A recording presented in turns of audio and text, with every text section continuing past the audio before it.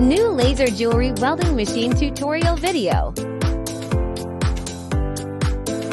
Turn the safety key switch and the red switch button on the left.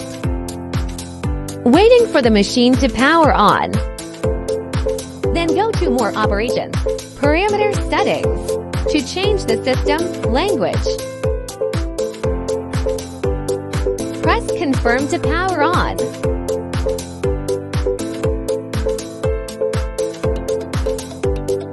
Adjust base brightness with the right knob.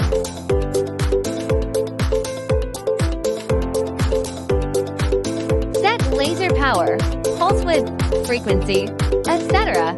here.